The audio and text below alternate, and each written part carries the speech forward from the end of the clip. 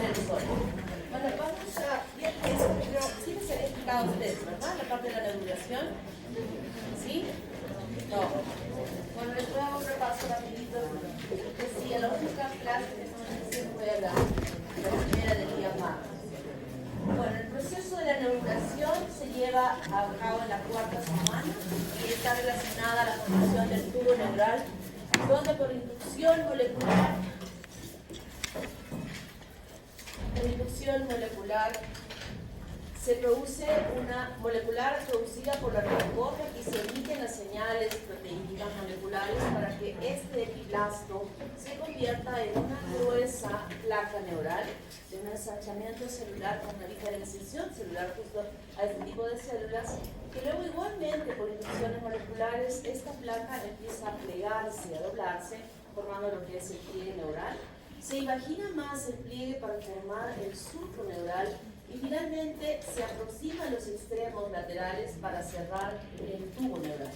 En los extremos de ambos lados se encuentran estas células de la cresta neural que son muy importantes, que luego en este cierre se individualizan de esta placa neural para formar un cúmulo de células que van a ubicarse entre la epidermis o el ectodermo en este momento y la parte del tubo neural. Esta formación es un corte transversal a determinado nivel, pero no solamente es a determinado nivel, sino que se extiende en todo lo largo, porque recuerden que esta notocorda que se ha formado inicialmente desde la línea media, desde el punto medio, y que ha tenido una dirección ascendente, luego empieza a retroceder hacia atrás, extendiéndose por detrás de la placa de la lámina procordal hasta por delante de la membrana cloacal. Estamos viendo aquí cómo va extendiéndose este proceso notocorda. Y paralelamente a ello, aquel epiblasto que está suprayacente se ensancha, pero no es un tejido que es similar en toda su extensión, sino que la parte más cefálica tiene una placa mucho más amplia.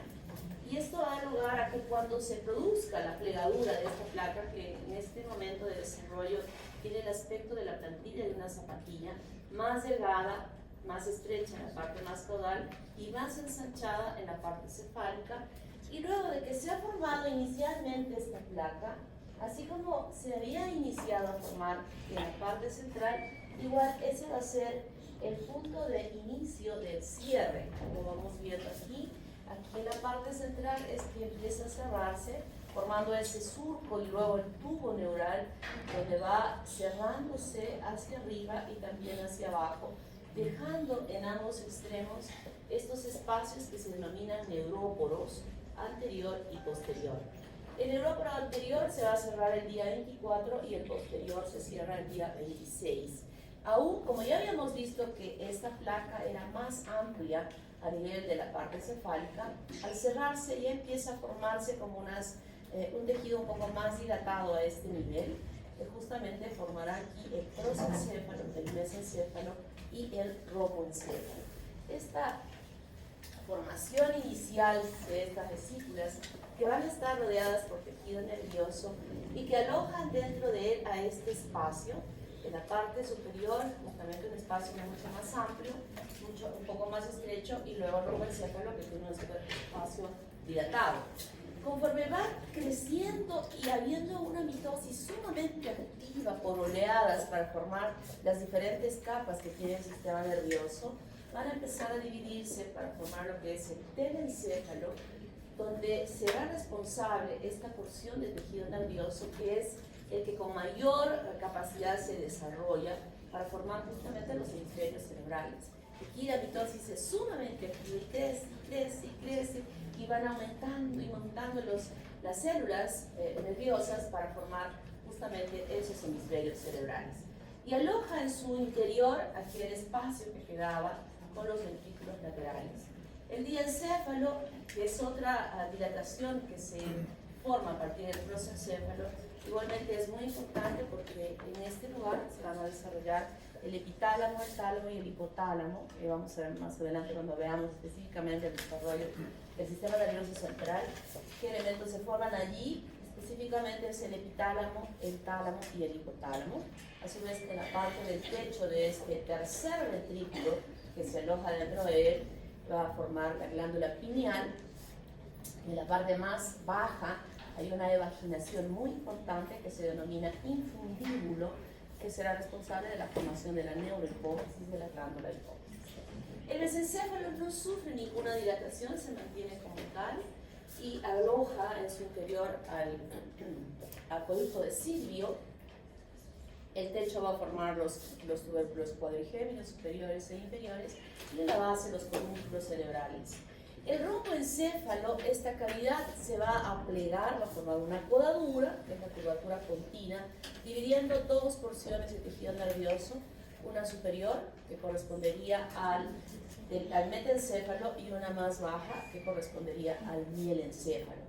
El metencéfalo es muy importante porque aquí se va a formar justamente la protuberancia y el cerebelo como órgano importante, y en la parte baja del mielencéfalo el bulbo raquídeo. Ambos van a formar, en su interior va a estar el cuarto ventrículo, que por esta codadura que se produce, este tejido nervioso grueso que revestía todo el tubo se hace delgado con una membrana que ustedes han visto en sus clases de anatomía, de neuroanatomía, que el techo del cuarto ventrículo es una lámina finita, ¿no? Entonces, de esa manera, la formación de este tubo neural se denomina neurulación hasta este punto de desarrollo, porque lo que va a desarrollarse después, aquellas estructuras que he nombrado en este otro lado, definitivamente se va a hacer un poco más tardíamente con esta diferenciación.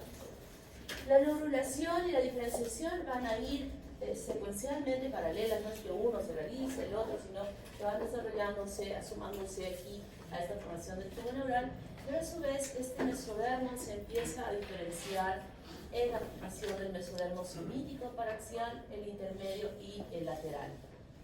Por encima de él, este epiblasto, que ya no le llamamos epiblasto, sino le llamamos ectodermo, va a cubrir completamente toda esta parte superior, siendo el piso de este saco, de esta cavidad, que es la cavidad miótica, y que en los extremos de él, este ectodermo se continúa con la membrana amniótica a este nivel. Es una continuación del ectodermo hacia él. Sigue desarrollándose el embrión y este saco uterino tan grande, que es bastante amplio, por esta plegadura del cuerpecito del embrión, va formando una vesícula más pequeña y una bastante grande, estrangulándose a este nivel, formando una cavidad que va a ser el tubo digestivo, y todo esto queda ya como un resto fuera del embrión. En esta plegadura podemos ver que este mesodermo es planopléurico, que está en la hoja de división del mesodermo lateral, va a revestir completamente el tubo digestivo. Y solamente el endodermo formará lo que va a ser la mucosa de ese tubo digestivo, y este mesodermo planopléurico formará la submucosa y las capas musculares que revisten al tubo digestivo, que yo estoy denominando tubo digestivo, pero en realidad desde que se va a formar en toda la extensión de este tubo va a dar lugar a diferentes estructuras a nivel de la posición que se tenga. Por ejemplo, a nivel alto será responsable de la formación del pulmón, por ejemplo, cuando yo les pueda explicar eso más adelante. Y luego en esta plegadura, este mesodermo somatopléurico reviste completamente la cavidad, y sobre ella el ectodermo, que cubría aquí, va a llegar hasta este punto donde habíamos dicho que se formaba la línea alba. Pero hay un punto importante, hay un lugar específico donde la continuación de este ectodermo va a seguir manteniéndose con la membrana amniótica. Y ese punto o esa área es el cordón umbilical. Donde el niño nace, recién nacido, podemos ver claramente que el ombligo del nené, del bebé, del recién nacido, termina la piel a un nivel y se continúa esa piel con esta membrana amniótica recubriendo el cordón umbilical. O sea que esta plegadura que habíamos visto, que yo hice énfasis aquí, que el ectodermo se continuaba con la membrana amniótica, es muy importante para entender cómo es que en este lugar, cuando nace el recién nacido, está continuado, ya lo diríamos, la epidermis de la piel está continuando sin que haya, o sea, hay un punto, si uno observa a ese niño, va a ver que la piel llega a un punto y de ahí aparece inmediatamente la membrana amniótica recubriendo el cordón umbilical. Diríamos que hay una transición de epitelios a ese nivel, ¿no? Es un cambio que evidentemente se observa cuando el niño ha nacido, ¿no? Entonces de esa manera podemos visualizar cómo es que este ectodermo, que se va a convertir en epidermis, recubre completamente al embrión. Y la parte posterior, estos puntos que ustedes ven aquí, justamente corresponden al mesodermo intermedio, que formará la cresta urogenital, y ya hemos visto qué estructuras se van a derivar, tanto la parte genital como la renal. Y este mesodermo somítico paraxial, que también empieza a desplazarse las células, formarán lo que es el dermatomo, cuyas células se van a extender sobre toda la superficie del cuerpo por debajo del ectodermo, ya para formar parte de la piel. Y este haz de tejido es el miótomo, que será responsable de la formación de la musculatura. Y estas celulitas que estuvieron por aquí es el esclerótomo, que envuelve la notocorda y que será responsable de la formación de las vértebras.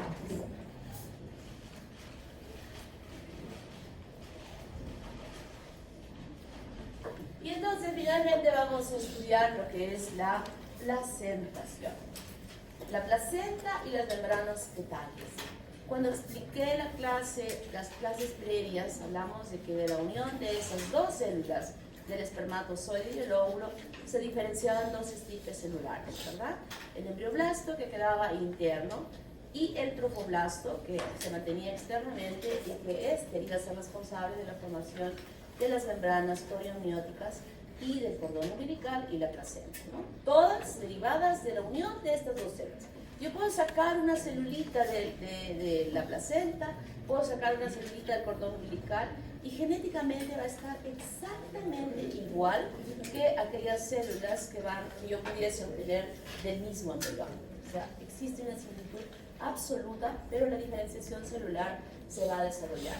Y este es un hecho sumamente importante que se va a llevar a cabo, porque estas estructuras serán aquellas responsables de mantener individualmente a ese producto que se va desarrollando dentro de ese útero. Individualmente. La placenta se va a adherir al endometrio, no diríamos que se va a adherir porque ya habíamos visto que se metió dentro del endometrio, y que estos sacos que van a envolver van a estar, sí, el corium se va a convertir en una membrana y que va a estar adherida al adhesivo, que se llama, ahorita voy a explicar, pero sí, nosotros, y eso se suele ver, no con un parto natural, sino con un parto por cesárea, donde se hace una incisión y se puede, y ustedes pueden buscar en YouTube, que se ve cuando se hace este procedimiento de la cesárea, se obtiene completamente, se puede obtener completamente al bebé dentro de la bolsa, totalmente cubierta con su placenta. Todavía en estos videos se observa cómo el bebé se está moviendo dentro de la bolsa, que claro, eso hay que resolver porque ya no hay contacto importante entre la placenta, porque la placenta también ya salió y se ve perfectamente a ese bebé, se rompe la bolsa para que el niño pueda respirar tranquilamente. Pero es a donde yo quiero llegar, es que ustedes entiendan que la presencia de este producto envuelto en sus sacos, en sus membranas, se mantiene como algo individual dentro de esta cavidad del útero. Y nosotros hemos estudiado ya que este huevo cigoto que ha avanzado a través de la luz de la trompa y que ha eclosionado, ha roto la zona pelúcida, ya tiene la capacidad de implantarse, y habíamos visto que se implantaba, se adhería y que luego penetraba dentro del espesor del endometrio, ¿verdad? Y ese blastocisto iba creciendo, formando lo que se llama el saco coriónico, donde la parte externa están creciendo las vellosidades coriónicas, que nosotros podemos visualizar de esta manera. Es un saco, una bolsita, donde superficialmente podemos ver una rugosidad que es característica de la presencia de estas vellosidades coriónicas que cubren toda la superficie del saco. Y esta presencia, apenas ya el blastocisto ha ingresado dentro del espesor del endometrio, va a suceder algo muy importante, que aquella mucosa que está caracterizada por la presencia, habíamos visto en esta diferencia entre el endometrio proliferativo y el endometrio secretor, ¿verdad? ¿Cómo era la célula de esa glándula secretora? La célula, ¿qué característica tenía? Cúbica, alta, ¿no? Como cilíndrica, pero la diferencia está en los Entonces no se llama así, hemos dicho que se llama cúbica alta, porque la forma del núcleo era redonda y el citoplasma bastante amplio, alto, que usualmente se ve en una célula cilíndrica, ¿verdad? Entonces a eso le llamamos cúbica alta. Entonces, cuando se ha producido la introducción del blastocisto dentro del espesor del endometrio, esta es como que esa implantación se realiza aquí, en un punto aquí ha crecido, está grandotote, sino es una estructura tan pequeñita. Sin embargo, la respuesta de todo este endometrio es casi rápida. Hay un cambio total de esa mucosa, total, donde las células, estas cúbicas altas, se transforman en unas células tan grandes, el citoplasma es muy grande, el núcleo se alarga, grande también, y tiene todo el aspecto de las teclas de piano. Esa es una descripción que la hizo un patólogo peruano, el doctor Arias Estela, que ha sido reconocido este hallazgo, esta observación que él tuvo y que está incluida en todos los libros de patología de todo el mundo. El reconocimiento a él y de las células de Arias Estela, que así se denomina. Y entonces este cambio celular que se produce cuando ese útero es grávido, es decir, cuando se está produciendo el desarrollo de un producto, se llama decidua, ya no se llama endometrio. Entonces la decidua es el endometrio de un útero grávido. Ese cambio histológico, citológico que se observa y nos ayuda mucho a nosotros los patólogos cuando hacemos un diagnóstico de una mujer que ha acudido al hospital para poder hacerse un tratamiento de un curetaje, habiéndonos dicho que se había resbalado y que de pronto empezó a sangrar. ¿Se acuerdan de que les conté de esto? Y cuando nosotros, el tratamiento que se le hace en ese momento es hacer un curetaje para tratamiento de detención del sangrado. O sea, se rasca todo el residuo de endometrio y cuando nos envían la muestra de patología encontramos estas células con estas características, siempre acompañadas de la presencia de leucocitos, y el diagnóstico que damos es decir, deciduitis, o sea, infección de ese residuo. Entonces no nos pueden engañar de que se resbalaron, que no hubo nada, que no estuvo embarazada. Es mentira, porque al estudio de los ojos que hacemos en patología, definitivamente encontramos esas características. Y entonces la decidua se divide en tres. Una que se llama decidua basal, aquella que está frente al lugar donde se produjo la implantación. Revistiendo al saco coriónico, esta decidua que está aquí es la decidua capsular. Y la que se encuentra aquí al frente, supuestamente frente a esta cavidad, que casi es virtual porque no es tan real, es la decidua parietal. Entonces, el endometrio, que ya no se va a llamar así, sino se llama decidua, ha sufrido estos cambios. Y el crecimiento de las vellosidades coriónicas alrededor de toda la circunferencia del huevito hace que le denominemos a todo ello corium velloso o frondoso en toda la circunferencia. Quienes ya en algunos grupos, de repente por las huelgas, por los feriados, ya han avanzado en ver a los embrioncitos y a los fetitos, etcétera, pueden haber visto ya estos sacos coriónicos que los tenemos en la práctica para que ustedes corroboren lo que estoy mencionando. Entonces se ve en toda la circunferencia este crecimiento de las vellosidades, muy importante en este tiempo porque de esa manera asegura que el producto que se está desarrollando en su interior pueda recepcionar los nutrientes necesarios para su crecimiento. Va creciendo y va creciendo y definitivamente va a llegar un punto en que esta decidua capsular se fusione a la decidua parietal y desaparezca supuestamente esta cavidad virtual, diría, ¿no? Porque no es una cavidad que está abierta porque las mucosas están casi pegadas. Pero en aquella parte que se encontraba este corium frondoso frente a esta decidua capsular, empieza a aplanarse por la presión del saco coriónico que va creciendo. Y aquella porción de vellosidades que se encontraban frente a la decidua basal se siguen manteniendo en forma importante para asegurar la nutrición de ese producto. Entonces esta parte de estas vellosidades que se aplana se convierten en una membrana. Ya creo que todos han visto placenta en la práctica. Todavía no, hay algunos grupos que no han visto la placenta, pues van a ver ahora la placenta en la práctica, que esa membrana que estuvo, bueno, ya no tenemos estas vellosidades porque estamos teniendo una placenta a término de un de un recién nacido que ha salido exteriormente y cuya placenta ya se ha desarrollado de forma madura. Y toda esta vellosidad ustedes la van a ver como una membrana que se llama corium. La cambiamos simplemente como membrana coriónica, que se llama así, todo este aplanamiento de las vellosidades. Y obviamente por dentro está el amnios, que ha empezado a ampliar su cavidad por la plegadura del embrión y que está ampliando su cavidad. En este momento, este corium frondoso, velloso, le llamamos corium liso, corium plano o corium calvo, que también algunos libros denominan a todo esto. Y por el otro lado, sigue manteniéndose la vellosidad coriónica, que esa vellosidad coriónica que se sigue manteniendo será responsable de la formación de la placenta, mientras que todo el resto del corium velloso, frondoso, sea plana, para formar una membrana que posteriormente, al desaparecer este espacio, miren que hay una cavidad que es la cavidad coriónica. Este es el embrión y su cavidad amniótica es chiquita.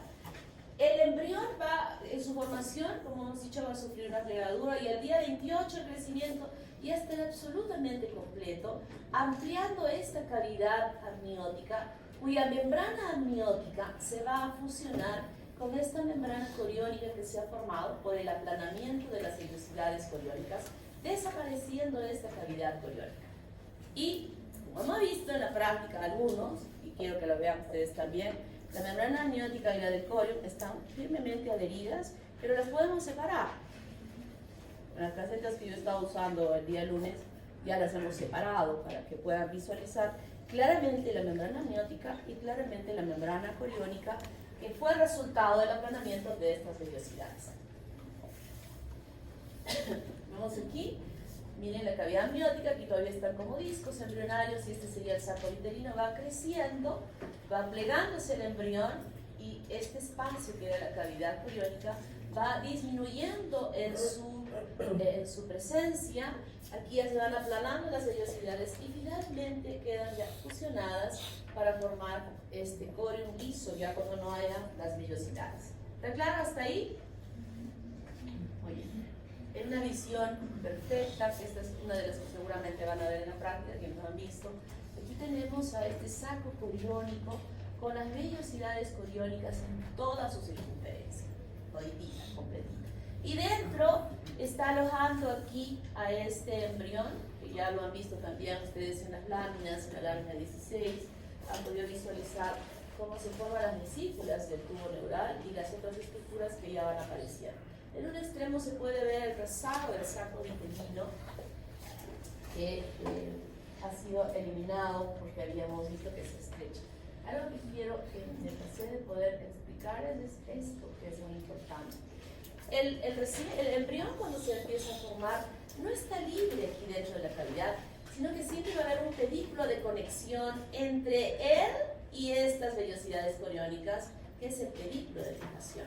Este pedículo de fijación es el que va a desarrollar en el futuro aquello que hemos dicho que va a ser el cordón umbilical, donde internamente, aquí está el pedículo de fijación, también se le llama tallo conector, donde este pedículo de fijación, en él va a haber una angiogénesis importante. ¿Qué significa angiogénesis? Formación de vasos sanguíneos y formación de células de la sangre. Y esto se desarrolla dentro de este tejido mesodérmico extraembrionario que se encuentra en este pedículo de fijación, un montículo de células aisladas, que son celulitas ya especializadas para ello, donde este conglomerado celular se organiza haciendo espacios en su parte interna y formando como un revestimiento externo alrededor. Entonces, formo aquí un laguito, aquí formo otro laguito, aquí otro laguito, y luego los laguitos se fusionan en sus extremos para formar conductos. Y aquellas células que quedaron atrapadas dentro de la luz de este laguito serán las células progenitoras de las células de la sangre, que están formándose ya para integrarse a la circulación de ese embrión posteriormente. Es así como se forman. Y aquí en el tallo vitelino, esta angiogénesis es muy importante porque tendrá la responsabilidad de formar las dos arterias umbilicales y la vena umbilical, que va a quedar alojada formando lo que va a ser el cordón umbilical. Aquí tenemos otra imagen igual aquí está el saco coriónico con sus vellosidades, y aquí está el embrión que está afuera. Ustedes tienen imágenes muy bonitas en la lámina 16 para poder identificar estas estructuras.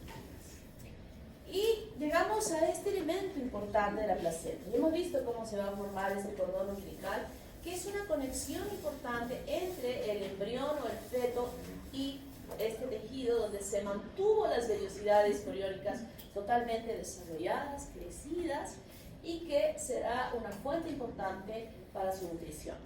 Si nos remontamos a la clase pasada, cuando se produjo la implantación, habíamos observado que era el sincicio tropoblasto que tenía esta capacidad de penetrar en el endometrio e ir avanzando internamente, emitiendo como pseudópodos en su crecimiento y que englobaban a glándulas y que englobaban a capilares, que iba incorporando la sangre de estos capilares. A los capilares no nos incorporaba con esta forma de que esté todo el vaso completito dentro del lago, no. Cortaba el capilar, permitiendo que el fluido de sangre de ese capilar que cayese directamente a estos sacos, a estas lagunas que se encontraban dentro del espesor de estas extensiones de las vellosidades. Las cortaba, ¿no? O sea, hacía esto y las cortaba. Y directamente la sangre de ese capilar de origen de la madre iba cayendo para llenar estos lagos. Eso es algo muy importante para entender cómo se llega a formar esta placenta y cómo es esa circulación. Así como he explicado que se desarrollaba esta angiogénesis, se desarrolla esta angiogénesis en la formación de estos vasos del cordón umbilical, igualmente están aquí, ustedes van a ver, siempre hemos visto que hay una arteria y dos venas, ¿verdad? Aquí es al revés, hay una vena y dos arterias, y estas arterias están pintadas de azul cuando siempre las pintamos de rojo. ¿Por qué? Porque aquí el contenido de sangre dentro de estos vasos es diferente al contenido de sangre que circula en nuestra circulación. Entonces, a través de las arterias están pintadas de color azul, aquí hay sangre no oxigenada. En cambio, en la vena sí hay sangre oxigenada. Por eso es que se pinta de esta manera. Entonces, esta angiogénesis va desarrollándose, va creciendo y va formándose, ubicándose dentro de aquellas vellosidades que iban creciendo en el interior de la vellosidad. Cuando he dicho que el sincicio va creciendo y encierra dentro de él a estos lagos de sangre porque ha roto un capilar, siempre el revestimiento de esa vellosidad es sincicio tropoblasto. O sea que esta sangre de la mamá que ha caído en este lago siempre va a estar en contacto por el sincicio tropoblasto. E internamente al sincicio, como habíamos visto, hay otro tipo de celular que es el citotropoblasto, ¿no? E internamente de ese cito hay mesénquima. E internamente dentro de ese mesénquima es donde se forman todos estos vasos sanguíneos, igual por ese mismo mecanismo angiogénico que va a derivar la formación de estos vasos que se encuentran aquí. ¿Está claro? Entonces, yo estoy hasta este momento no he comentado de que pudiera haber alguna mezcla de sangre directa entre la de la madre y del niño, que no existe. No existe esta comunicación entre esta mezcla, diría yo, de sangres de la madre y el hijo, porque siempre van a estar separadas por estas capas de células que son el sincicio, el cito, en un tiempo de desarrollo de ese feto, donde definitivamente se modifica al final, pero siempre va a haber una separación. Y esa separación de la sangre de la madre que está fuera dentro de estos lagos y la sangre que está dentro de los capilares que se van a formar aquí de este feto o embrión, eso se denomina barrera placental. A ello se denomina barrera placental. Entonces, nosotros tenemos aquí en una imagen clara, ya en forma mucho más grande, que esta membrana coriónica tiene una continuación, por eso les explicamos en la práctica, decía, mire, los bordes de la placenta son abusados. Y esto nos está mostrando que son abusados.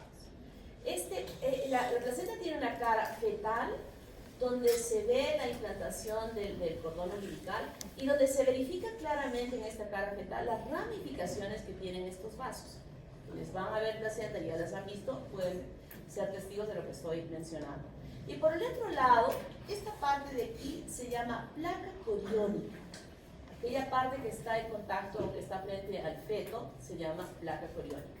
Y por el otro lado, la cara materna de la placenta, que es esta del otro lado, nos puede mostrar unas depresiones que se observan.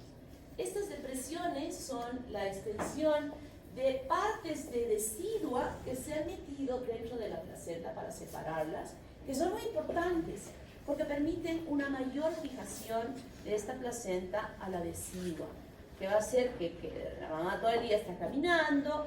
Hay mamás que hasta hacen deporte aún con la panza, o sea, tienen actividades que si no hubiese esto, la simple adherencia no ayudaría a que se pueda detener la placenta adherida y podría haber un desprendimiento de placenta, que seguramente han escuchado o van a escuchar cuando alguna persona, una mujer tiene accidentes ya bastante fuertes, de caídas, de que se ha resbalado por las gradas, puede presentarse desprendimientos de placenta que hacen peligrar la vida de ese bebé. Pero estos septums residuales, o septum placentarios que así se llaman, son de la parte de la decidua que han ingresado para separar. Y estos que vemos acá se llaman cotiledones.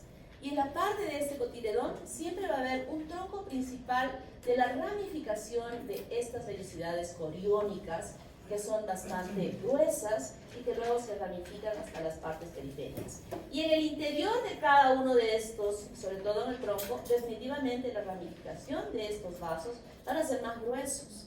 Es como un árbol que dentro de él estuvieran ingresando algunos de estos vasos y se van a ir ramificando, hasta que finalmente en la parte más periférica se pueda desarrollar aquella circulación normal que nosotros conocemos y que está en nuestros tejidos, que es la microcirculación. Ya cuando habla de microcirculación, ya estamos entendiendo que ha venido una arteria, se ha ramificado hasta capilar, y del capilar ha formado una vénula de pequeño calibre, de mediano y de grande, hasta que sean las venas cavas que van a ingresar al corazón, ¿verdad? Esa circulación sucede aquí, dentro de las vellosidades coriónicas, y justamente esa formación del capilar es la que va a garantizar que pueda haber este intercambio. Ya sabemos qué sucede a nivel del capilar. A ver, ¿qué más? De nutrientes, o sea, aporte de nutrientes, ¿qué más? ¿Qué más? ¿Qué hacen las células? Lo que hacemos nosotros. ¿Qué hacemos nosotros? Comemos, metabolizamos y luego tenemos desechos, ya sea eliminados en la orina o a través de las heces, ¿verdad? Eso mismo hace la célula, y esos cambios, esos intercambios se hacen justamente en esas paredes que tiene el capilar. ¿Cómo es el niño? ¿Qué características histológicas tiene el capilar para hacer esto que hemos mencionado? Histológicamente, ¿cómo está? A ver, ¿quién recuerda? Fenestrados, o sea, tiene poros, muy bien, es a través de esos poros que puede hacer. O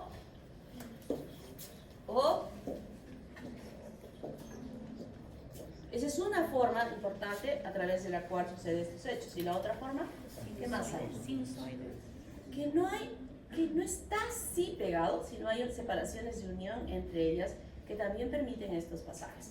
Definitivamente sí no permite el pasaje de glóbulos rojos, recuerden. Si no es de agua, de desechos, de gases, etcétera, etcétera, ¿verdad? Eso es muy importante.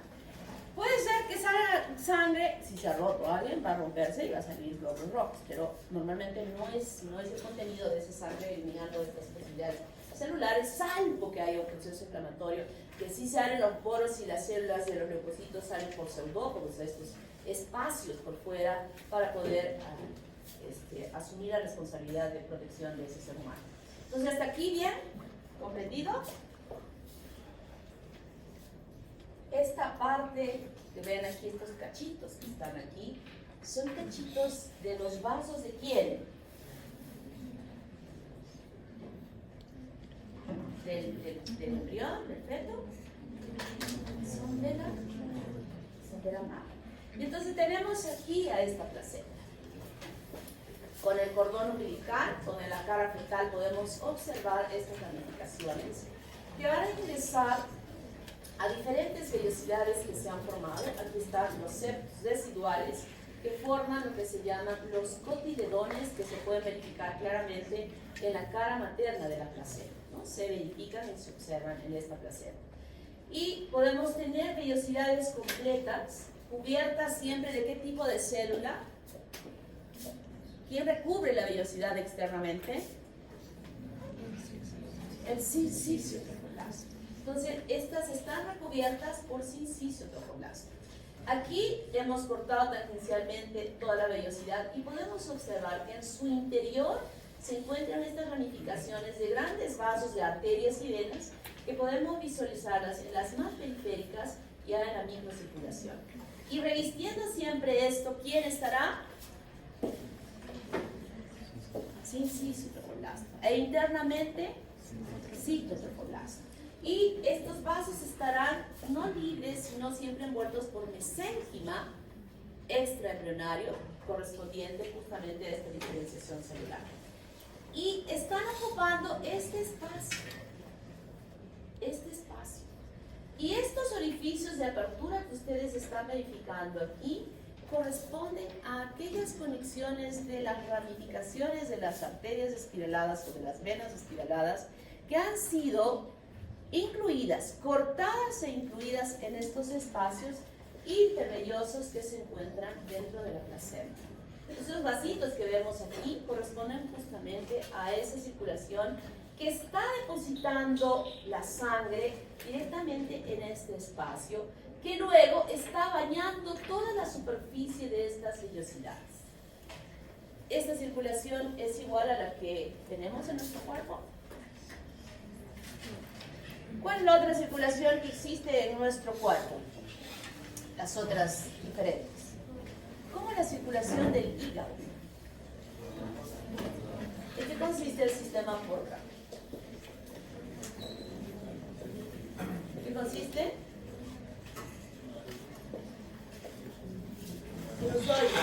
Sinusoides hepáticas, pero ¿cómo se forman los sinusoides?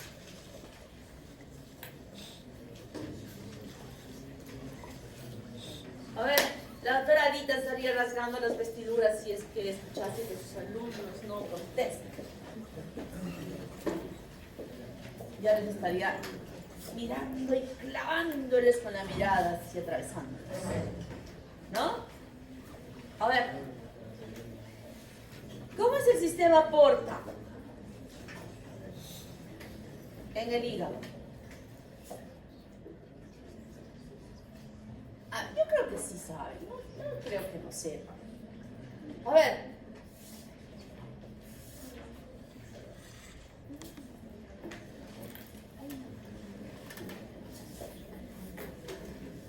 Pero ¿de dónde termina el capilar? ¿De qué vaso? Yo los mato, ¿no? Porque esto se supone que no lo saben solo por histología, lo saben por anatomía. Hoy día mismo decía Germán, ¿qué estás haciendo, Germán, con anatomía? Que los chicos ni siquiera saben qué es el pique vapor. Con gusto le voy a decir. A ver. ¿De verdad no recuerdan? ¿De verdad no lo han estudiado? Y después, justo ayer en una reunión de consejo de facultad, el doctor Farfán indicó que en el examen del ENAM las calificaciones más bajas son de básicas. En clínicas tienen mejores calificaciones. Y que no, las preguntas que les ponen en el ENAM, las de básicas, no las contestan. Y los profesores de clínicas que estaban ahí en consejo, estaban ahí vanagloriándose y mirándonos a los profesores de básicas que estamos en consejo diciendo, o sea, con mirada así burlesca. Y tienes razón, si les estoy preguntando algo que deben saber, imagínense si esta pregunta se las ponen en el ENAM y no sepan contestarla, es pues fatal. Sin embargo, se supone que les han enseñado, se supone que las han estudiado, y se supone que las conocen. La circulación principal que se tiene en nuestro cuerpo definitivamente es esta, la microcirculación que viene de la arteria hasta capilar y luego salen las vénulas, ¿verdad? Pero hay sistemas diferentes, una en el hígado, donde viene la vena porta, se ramifica en los sinusoides, que son capilares, y que luego superiormente vuelven a formarse nuevas venas para formar las suprahepáticas, que luego se van a integrar a la vena cava inferior e integrarse a la aurícula derecha. Vena, capilar, vena, sistema porta venoso. Y eso mismo existe a nivel arterial, que se presenta en la glándula hipófisis, ¿se acuerdan? Arteria, capilar, arteria, que se ve en el glomérulo renal, arteria aferente, ovillo de capilares en el glomérulo renal, y sale la arteriola eferente.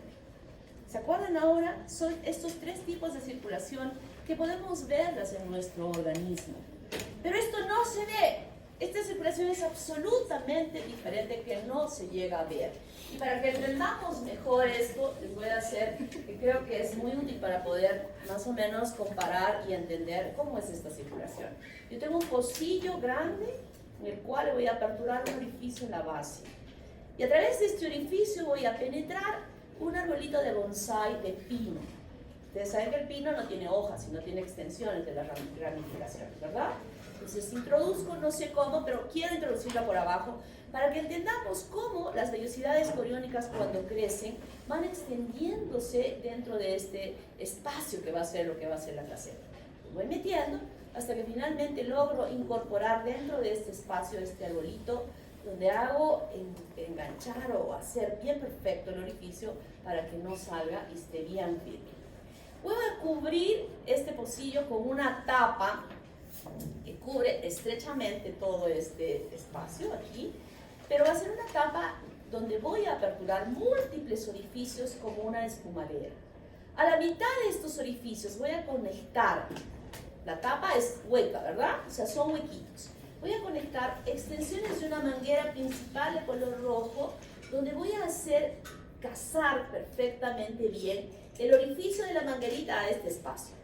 Igual voy a hacer con otra manguera azul, que va a tener múltiples ramitas azules de conductos azules en el resto de orificios.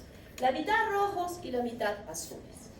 Luego voy a abrir una llave a la cual va a estar conectada esta ramita, este vaso o esta manguera roja, y va a salir un líquido rojo que va a ingresar al pocillo.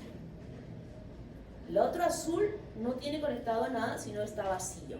Entonces, cuando voy a abrir esta llave, el líquido rojo va a bañar toda la superficie de estas extensiones del arbolito que yo había incluido en el pocillo.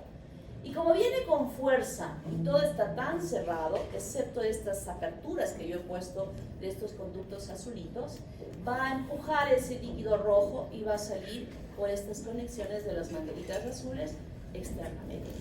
Y esa es la placenta, donde la sangre ingresa directamente por estos conductos a una presión de 70 milímetros de mercurio, 70 milímetros de mercurio, y en la parte más baja de la placenta alcanza una presión de 10 milímetros de mercurio, pero esta presión empuja la sangre para que salga por estos conductos azules a una presión de 4 milímetros de mercurio.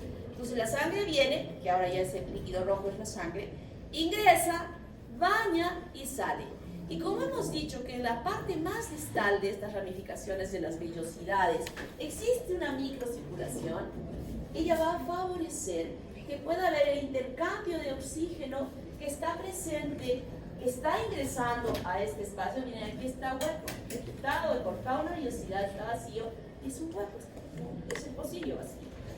Donde entraron el arbolito, y donde vemos que el arbolito tiene esta formación vascular interna, y donde a través de esas paredes de la vellosidad va a existir este intercambio de gases, intercambio de nutrientes y desechos, para que salga eso que está mal por estos vasos venosos hacia la circulación arterial. Pero en este pocillo, está produciendo ese intercambio. Es verdad que está ingresando sangre arterial igual a lo que circula en nuestra circulación, con la concentración de oxígeno perfecta. Pero en este pocillo también se está produciendo este intercambio de CO2 y oxígeno y sustancias de desecho. Lo que más nos importa en este momento, porque estos pasajes van a ser por mayor concentración de compuestos que están desarrollándose o que han llegado a este nivel, nos interesa más el oxígeno. Entonces, esa concentración de oxígeno que está circulando en la circulación de la madre es igual a la que se encuentra aquí. ¿Es igual? Cuando ha llegado al pocillo, y en este pocillo estoy diciendo que las vellosidades están desarrollándose este intercambio. La concentración de oxígeno será igual a la concentración de oxígeno en la circulación materna que está ingresando aquí. ¿Será igual? ¿Es igual? ¿Es igual o no es igual? A ver, razonen, piensen. Ya saben cómo pregunto, ¿verdad? Ya han probado mi primer examen chiquitito. No hay posibilidad de plagio, porque las preguntas son para razonar, son para pensar. Y cuando uno sabe y conoce y se les pregunta, después de haber estudiado, definitivamente son muy sencillas para contestar. Así es que yo lo único que quiero es que esa gran inteligencia que la tienen y que la tienen, definitivamente ustedes son chicos extraordinariamente buenos. Miren con qué notas han ingresado a medicina, compárense con los de las otras escuelas. ¿Se acuerdan? Porque ustedes han mirado en la lista, su notazo, y han ido a ver la de odontología, y han ido a ver a otras escuelas y han dicho, soy una trome, soy un trome. ¿Lo han pensado o no lo han pensado? Es que no son. Pero por favor, hagan funcionar sus neuronas. No están estudiando bien, chicos, les aseguro. Y ayer el Consejo se ha vuelto a ratificar en la última reunión que hubo en Lima, porque como que estaban así medio tembleques en las decisiones, pero han vuelto a ratificar que nadie se va a colegiar si no aprueba ese examen del ENAM. Así de simple. Y ustedes saben que si no se van a colegiar, no van a poder ejercer como médicos. Y si no ejercen como médicos, no pueden hacer serum. Y si no hacen serum, no pueden hacer especialidad. Y no pueden ni siquiera poner un consultorio. Así es que hagan trabajar esas neuronas que están dormidas. Eso es lo que está pasando. Porque sustrato lo tienen. Exploten lo que tienen. Por favor. Es lógico lo que estoy pensando. Si aquí está habiendo un intercambio de CO2 que está saliendo, la concentración de oxígeno aquí definitivamente no es igual a nuestra circulación y la concentración de oxígeno está totalmente disminuida. Y esa sangre disminuida con un oxígeno disminuido es lo que está ingresando a estos vasos de este bebé, de este feto, y así está viajando hacia ese feto para poder darle esa oxigenación. Mala, pésima. Y ustedes saben que las células nerviosas son muy lábiles a la deficiencia de oxígeno. Y entonces ese producto que está ahí dentro del útero compensa estas deficiencias de oxigenación con tres aspectos muy importantes. Primero, una calidad de la hemoglobina diferente a la nuestra. ¿Cómo es esa hemoglobina? La hemoglobina fetal. ¿Cómo es? Clase de bioquímica. Son hechos en bioquímica. A ver, no sé si es en la 1 o en la 2. ¿En qué bioquímica han hecho hemoglobina? La 2. ¿La 2? La 1. La 1. A ver. Ni siquiera se acuerdan en qué han hecho. ¿Cómo es la característica de esa hemoglobina? Finalmente. Tiene más afinidad por el oxígeno. Tiene más afinidad por el oxígeno, pero rápidamente la libera. Es una facilidad de liberar. Y eso facilita que pueda captar más rápidamente y poder llevarla con mejor protección. Segunda compensación. ¿Cómo es la concentración de hemoglobina en ese feto? Más alta. ¿Cuál es la hemoglobina? ¿Cuál es el valor normal? Señor, ¿ha salido? ¿Salió de aquí o recién está llegando? ¿Perdón? ¿Estuvo? ¿Dónde estuvo? Allá. Me voy a sacar de la clase. ¿Cuál es la concentración de hemoglobina que tiene la gente que vive en Puno? Valores normales. Normales. 18, 17 gramos de hemoglobina. ¿Por qué?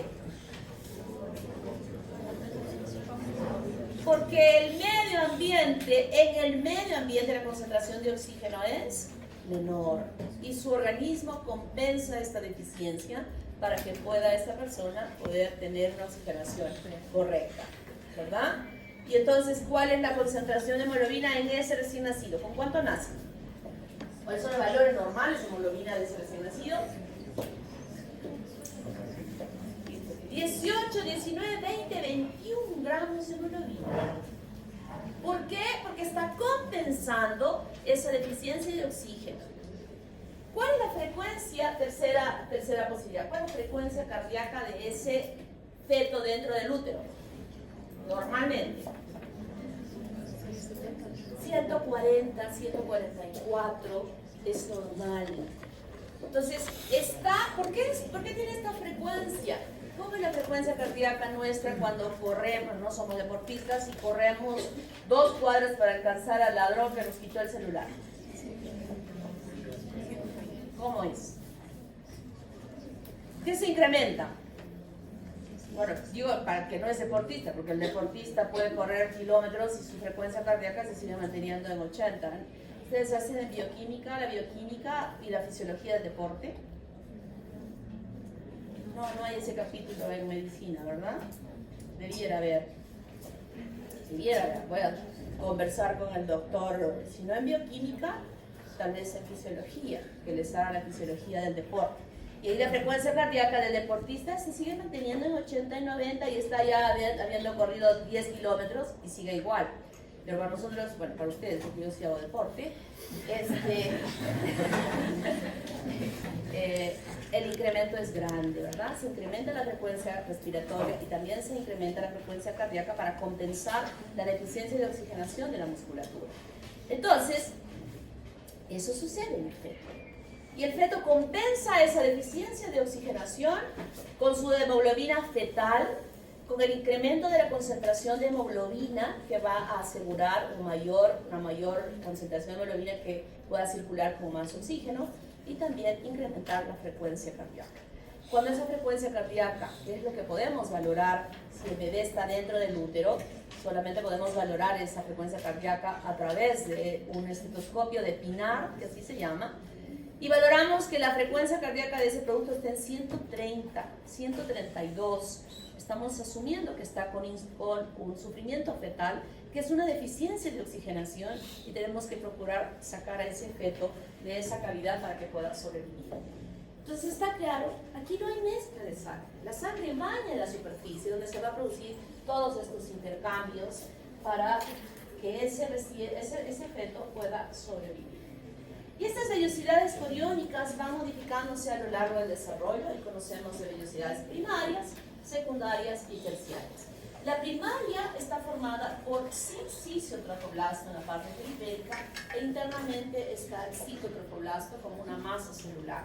En su evolución va quedando incorporada dentro de él un centro mesodérmico extraembrionario donde las celulitas del citotropoblasto se organizan mejor y externamente está el sinciciotropoblasto.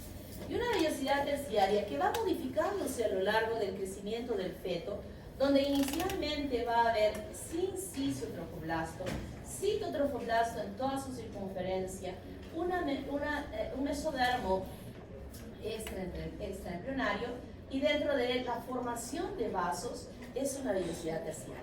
Pero conforme va creciendo más el feto, esto se va modificándose, desaparecen las células del citotropoblasto y los capilares se aproximan a la parte periférica adheridos ya al sinciciotropoblasto, para asegurar de esa manera que tanto los nutrientes como el oxígeno pasen rápidamente estas capas que yo había mencionado hace un momento, que constituían lo que era la barrera placentaria. Entonces la barrera placentaria, estas vellosidades con fito ya empiezan a aparecer a finales incluso del primer trimestre. La placenta que ustedes han visto a término de la lámina 17 es una placenta que ya no tiene ninguna citotropoblasto. han desaparecido el citotrofoblasto y esas vellosidades están formadas por sincicio y por estos capilares que se han lateralizado en la parte periférica de cada vellosidad para asegurar este intercambio. Aquí más clarito, microcirculación, sincicio por fuera, cito probablemente por dentro si es más temprana, y esto es lo que llamamos la barrera placental, que está constituida al inicio o al final del primer trimestre por sincicio trofoblasto, por citotrofoblasto, por mesénquima, por membrana basal del endotelio y por ese endotelio capilar. Es decir, son 5 estructuras. Pero al final, esta barrera placentaria ya solamente está formada por el sincicio trofoblasto, la membrana basal y el endotelio del capilar. O sea, son 3 estructuras y esa es la barrera que lamentablemente no es tan perfecta porque pueden pasar a través de ella componentes que son nocivos para el producto. ¿Cuáles son las funciones de la placenta? Cumple roles tan importantes que reemplaza a diferentes órganos que nosotros tenemos en nuestro organismo. Por ejemplo, la respiratoria, a través de este intercambio de gases, de esta hematosis que se va a producir. La nutritiva, porque permite, es como un tracto digestivo que toma los nutrientes para la supervivencia nuestra. Igualmente va a tomar los nutrientes para que ese producto pueda utilizarlas en su metabolismo.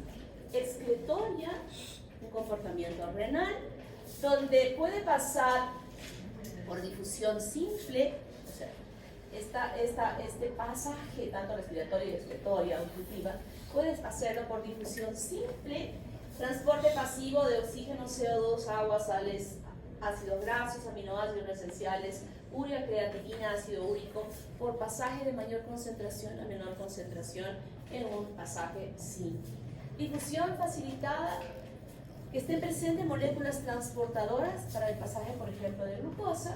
Transporte activo, aminoácidos esenciales, hierro, yodo, por pinocitosis, anticuerpos, anticuerpos de moléculas pequeñas, no tan pesadas como por ejemplo la M, la IgM, puede pasar la IgG, pero la IgM no puede pasar. Y si nosotros hacemos un estudio de ese recién nacido y encontramos IgM, significa que él ya elaboró esta inmunoglobulina dentro de su cuerpo. Y también grasas neutras. Protectora, esta barrera placentaria, y que además se suma a estas células de Hoffbauer, que las han visto en el laboratorio, que son macrófagos que tienen esa posibilidad de poder fagocitar. Metabólica, son reservas importantes, por ejemplo, de glucógeno. Así como el hígado es una reserva importante de glucógeno, la placenta también es una reserva importante de él.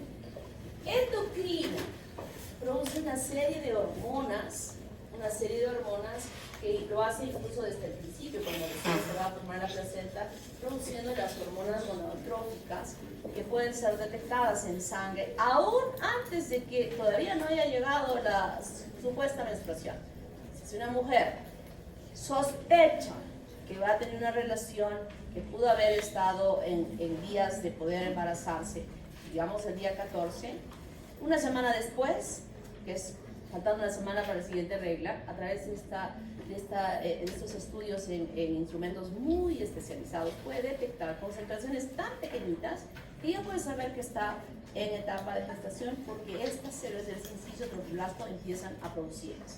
Y produce el lactono placentario similar al que nosotros producimos, progesterona y estrógeno en forma muy importante, sobre todo a partir del tercer mes de gestación, en el cual hasta ese tiempo ha asumido ese rol el cuerpo amarillo, y desde este momento quien asume la responsabilidad de la producción de estas hormonas que van a mantener el producto dentro de esta cavidad uterina va a ser producida por la placenta en las concentraciones importantes.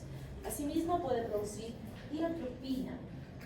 Entonces esta placenta permite el pasaje de productos de desecho como dióxido de carbono, urea, ácido úrico, bilirruinas, otras sustancias como los antígenos de la sangre, de los glóbulos rojos, que esto es bastante riesgoso a veces en relación a la posibilidad de desarrollar esta patología que se llama eritroblastosis fetal, que se produce cuando la mamá es RH negativo o RH negativo, y de la unión de esos padres puede ser que el papá sea RH positivo, y entonces si ha habido un contacto previo de ese conocimiento por parte del sistema inmune de la mamá, empieza a desarrollar anticuerpos que van a destruir, que pueden pasar y que pueden destruir a los glóbulos rojos de ese producto.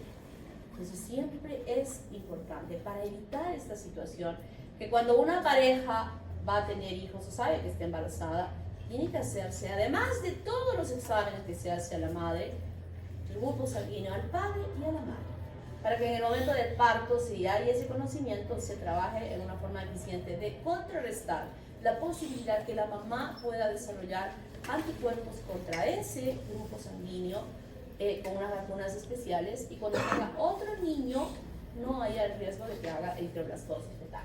Pero a veces se han producido abortos y no se sabe. Entonces en ese caso ya definitivamente puede desarrollarse. Nutrientes que recibe oxígeno, agua, hidratos de carbono, aminoácidos, lípidos, electrolitos, y también pueden pasar sustancias nocivas como drogas, el alcohol, por ejemplo, el cigarro, el monóxido de carbono, microorganismos como virus, rubiola, citomegalovirus, herpes, HIV pueden pasar, sustancias tóxicas como otras, como el estroncio 90, bacterias como ¿cómo se llama? Treponema pallidum, o parásitos también como el Toxoplasma gondii, que pueden tener esa posibilidad de pasar. Sustancias que hemos dicho, anticuerpos IgG pueden pasar, más no IgM, no son transferibles, y felizmente que no todas las bacterias llegan a pasar, porque la mujer a lo largo de la gestación puede haber tenido una serie de infecciones que felizmente no llegan a pasar, sino son un grupo pequeño de microorganismos que puedan pasar esta barrera placental. Pues como digo, no es esa barrera que se llama de esa manera, en realidad no es tanto una barrera absoluta que pueda proteger a ese producto. Voy a llamar lista para descansar un poco.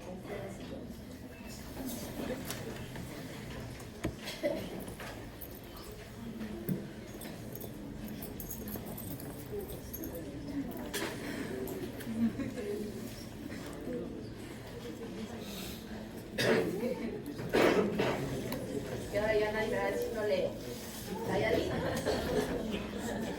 Fuerte y resistente. Álvaro. Así, así.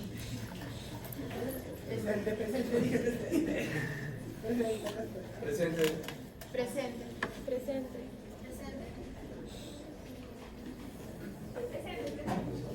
A ver, estén atentos, ¿ah? Si me pasé, no regreso. Estén atentos. Presente. Presente.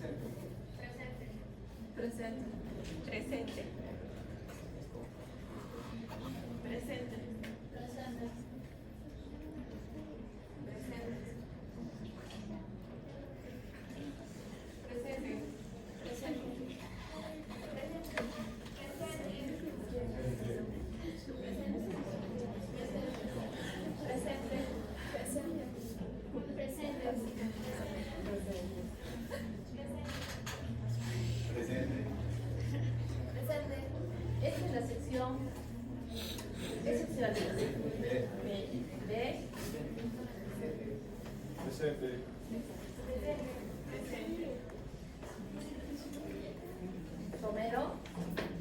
Romero.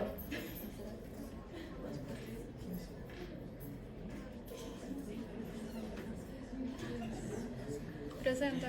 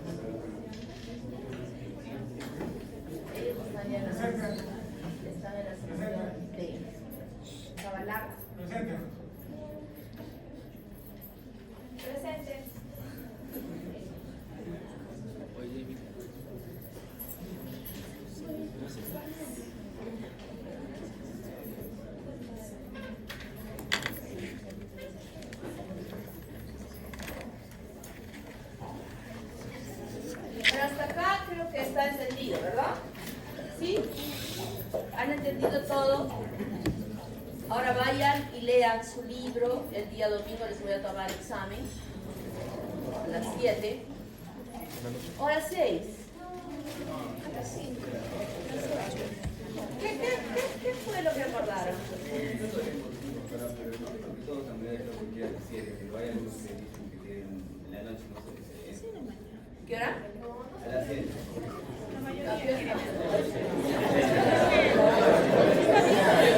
Pero creo que han hecho una encuesta. Sí. 6, 6, 7 domingo. Sí, 7. ¿Sí? 7. No más de las 7, porque hay personas que no son de aquí y que a veces es difícil que puedan tener internet en su casa. Así que a las 7 pueden salir a una cabina a poder dar su examen, porque no, si es a las 9 no van a salir a dar examen a una cabina. A ver, vamos a seguir. Esta imagen ya dice claramente lo que he explicado, donde está esta parte del corium calvo, corium liso que ha sido aplanado, y por este lado se mantienen las vellosidades extensas, que será aquella porción que va a ser responsable de la formación de ese placenta. Algo que he olvidado de mencionar, muy importante aquí, perdón, es que esta vellosidad en su parte interna tiene citotrofoblasto, ¿verdad?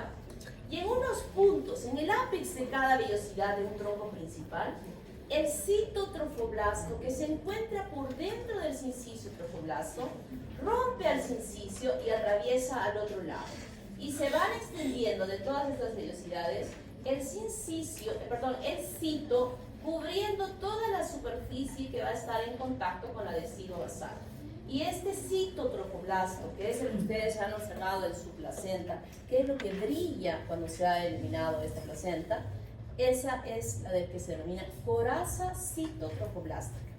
Y entonces, en aquella parte que se cortó el sincicio trofoblasto, el sincicio va a recubrir la parte interna del citotrofoblasto en toda esta coraza citotrofoblástica que se ha llegado a formar.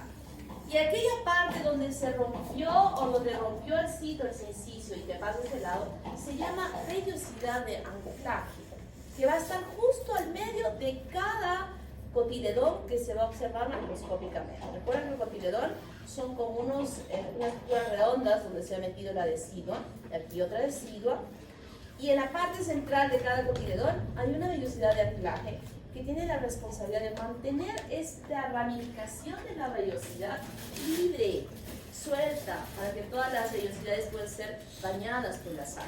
Si no hubiese esta vellosidad de anclaje, definitivamente las vellosidades estarían caídas y no podrían ser bañadas superficialmente por la sangre. Y esa es la importancia que tiene esta vellosidad de anclaje. Y llega el momento del parto. Ya el producto desarrollado en las 40 semanas normales que debe desarrollar dentro de la cavidad del útero, y se emiten señales de la presencia de fosfolípidos como lecitina y esfingomielina detectados a nivel central para decir el producto está maduro y ya debe nacer. Y es en ese momento que la glándula hipófisis, a través de la liberación de oxitocina, va a producirse de una forma tan importante que empieza a actuar sobre la musculatura del útero, provocando su contracción. Y esa contracción va a hacer que todo este contenido que habíamos dicho que era una bolsa completa, por la presión que ejerce estas contracciones, va a tratar de empujar por algún lugar aperturado para que esto suceda. Y eso va a suceder que la presión ejercida va a empezar a aplanar el cuello del útero que estuvo proyectada hacia la cavidad, que estuvo cerrada, estrechamente cerrada por un tapón mucoso muy importante. Y este aplanamiento que se va a producir por la presencia de este producto que está presionando a ese nivel va a adelgazar ese cuello, y ese se llama borramiento, que alcanza hasta el 100% de borramiento. Luego que se produce ese borramiento, definitivamente va a haber la dilatación, que se mide en centímetros. Y cuando se está produciendo la dilatación, que generalmente en la primera vez que da luz una mujer por vía normal, eso va a ser primero borramiento y después se elimina este tapón mucoso muy bueno que ha protegido durante los 9 meses a que ningún microorganismo pueda pasar de la vagina hacia el interior y evitar infecciones, es lo primero que se va a eliminar. La mujer dice, he botado como un moco rojizo. Eso ya es un indicio que se ha producido la dilatación. Y se dilata hasta que alcance 10 centímetros, que tenemos que evaluar inicialmente. Antes de esto, se va a evaluar a través de esa evaluación de la pelvis, introduciendo los dedos del ginecólogo para medir todos estos diámetros que ustedes me van a responder perfectamente en su examen. Así que tienen que realizar pelvis ginecoide y valorar el peso de ese producto, que se hace antes del parto, midiendo desde encima del pubis con una cinta métrica en la parte más alta hasta la base del útero y midiendo la circunferencia del abdomen. Existen unas tablas que ya nos orientan a poder determinar el peso de ese producto. Puede ser que sea una pelvis ginecoide perfecta, pero el producto va a pesar 5 kilos. No está preparada esa pelvis ginecoide para que ese producto pueda salir con 5 kilos por allí, entonces tiene que programar una cesárea, ¿no? Para eso es una valoración importante que se debe hacer. Pero ya aquí todo está perfecto, el producto pesa 3 kilos 200, que está muy bien, y ya, van a hacer. Pero recuerden esto que les voy a decir. Siempre, para proteger a esa mamá futuro de evitar incontinencia urinaria o prolapso genital, se debe hacer una episiotomía para que la salida del producto no dañe la musculatura que está formando la pelvis ginecoide. Esa pelvis, el diafragma pelviano. Y también para evitar en ese momento que pueda haber un desgarro, es decir, que se abra en forma natural, porque la cabeza del bebé es muy grande, una rasgadura de la horquilla de la vagina hacia el recto. Eso sería terrible. O que se rasgan a veces así, toda la parte de la vulva se rasga. Rasgar es que se abre así en una forma totalmente irregular. Y para evitar esto se debe hacer una episiotomía, que es un corte que se hace. Esta es la parte de la horquilla y se corta la vagina con unas tijeras, que obviamente antes le tengo que poner un anestésico, no le voy a cortar sin anestésico. Y el anestésico se coloca en los isquiones en el momento que hay el máximo dolor de una contracción. Cuidadito que pinchen cuando no está en contracción, porque imagínense que les pinchen, que les pinchen ahí con una aguja. Es una parte muy sensible y muy dolorosa. El niño nace solito, se acomoda, a veces solamente hay que sujetarlo, que no se vaya a ir al balde, que no se vaya a caer, y nace. Nace y ponemos una pinza a 2 centímetros de la piel y otra pinza a 2 centímetros más. Y entre ambas pinzas hay una incisión con un bisturí o unas tijeras. Inmediatamente me preocupo de que en la nariz o la boquita se eliminen las secreciones, se le envuelve el bebé, se le tiende. Para hacer eso, generalmente colocamos al bebé sobre el abdomen de la mamá para hacer este corte y luego ya el vueltito le entregamos a la mamá. Y nos preocupamos de la mujer en relación a la placenta. Las contracciones del útero que se siguen dando van a despegar a la placenta permitiendo su salida, y esta salida se llama alumbramiento. Y cuando sale la placenta tenemos que verificar cómo está esa placenta, sobre todo en su cara materna. Revisar si ese brillo de la coraza citotrofoblástica es homogénea en toda su superficie o hay una parte que no brilla. Si hay una parte que no brilla, significa que ese pedazo de placenta se ha quedado adherida hacia la decidua y va a ser un punto importante para que esa mujer siga sangrando o que se desarrolle una infección allí. Entonces tenemos que revisar esa placenta, sobre todo que están en su pueblo, ahí alejado haciendo su cenú. Verifiquen bien esto porque podría complicarse que la mujer en la noche se les muera por una hemorragia. Entonces, revisando, tengo todo el tiempo de enviarla o llevarla rápidamente hacia un hospital cercano para que se haga el procedimiento del curetaje. Y luego viene lo peor, que es la episiorrafia. Aquello que habíamos cortado, está cortado desde el músculo, está cortado la vagina ahí en el interior.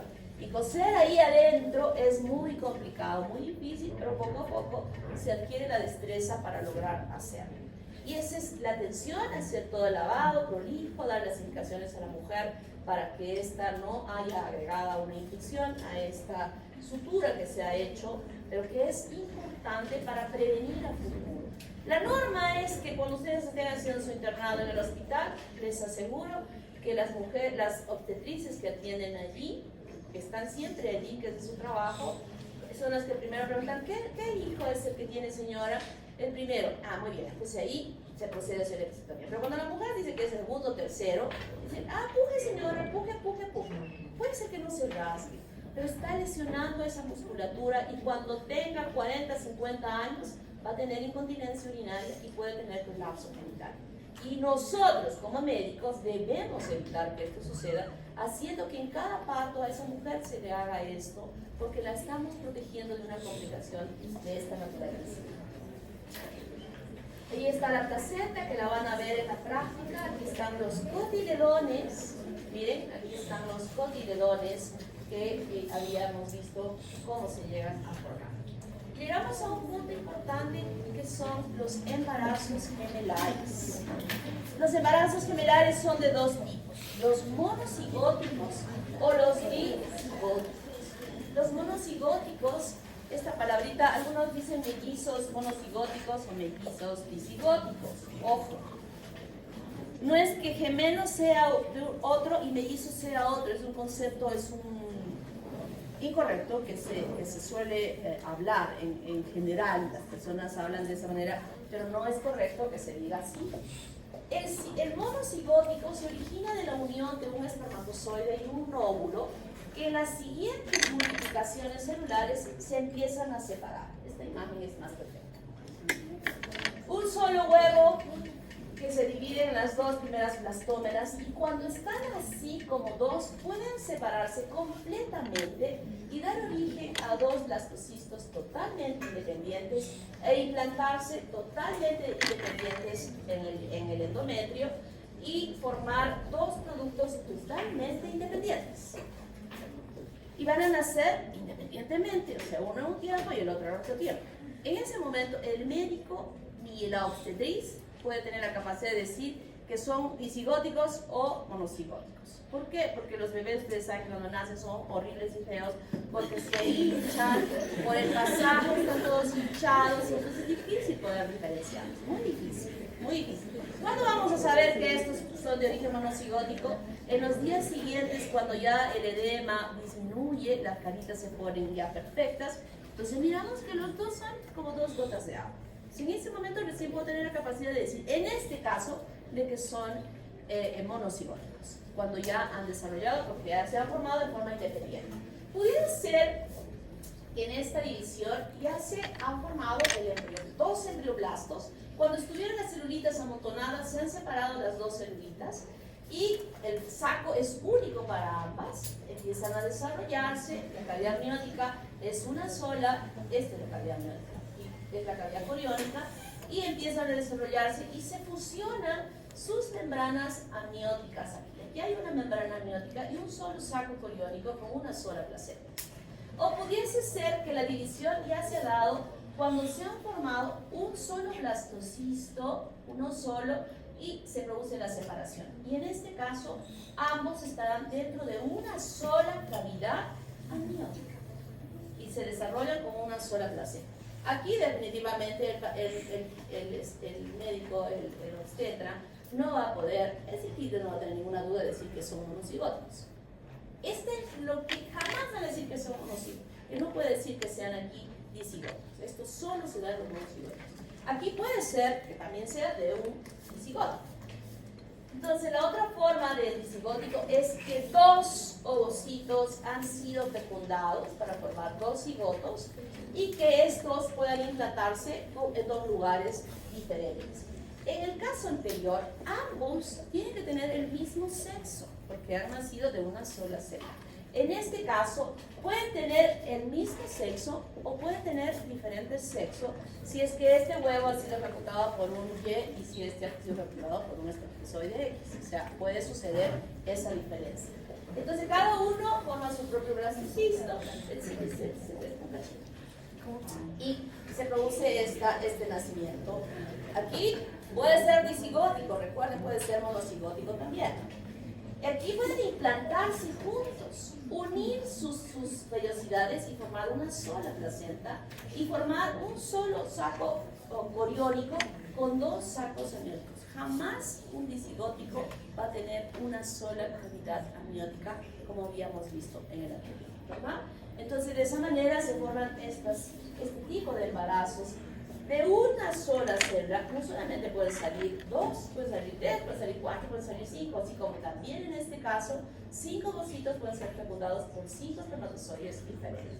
Pues ahora estamos haciendo la similitud de que sean 2. Y cuando todo esto es normal, pero cuando las separaciones ya son más tardías, los productos se llaman siameses porque pueden estar unidos por diferentes partes de su cuerpo, como por ejemplo la cabeza, cefalópagos, como por ejemplo el tórax, toracópagos, o unfalópagos a nivel del abdomen, o raquípagos cuando están unidos por la parte de la cabeza. Algunas veces pueden separarse. Las decisiones de la familia aquí son bastante importantes porque algunas veces puede ser que solo entre ambos tengan un solo corazón y definitivamente un solo corazón no va a poder trabajar para 2. En ese momento sí, porque son chiquititos, pero cuando van a crecer son difíciles, o aquí en este caso imposible de poder separarlos. Entonces aquí es un problema ético de la familia que toma las decisiones. ¿Quién es? Si van a permitir la separación o no van a permitir la separación. Si solo tienen un hígado es factible que se puedan separar, aunque hoy con la evolución de tanto tecnicismo puede ser que incluso puede tomarse corazones donantes para poder separarse que tienen un solo corazón. Pero definitivamente ustedes habrán visto, hay muchas noticias de algunas situaciones que se presentan y cada vez esto va mejorando, permitiendo la posibilidad de separaciones y que los chicos puedan ser independientes en su desarrollo. Entonces hasta aquí es su examen del día domingo a las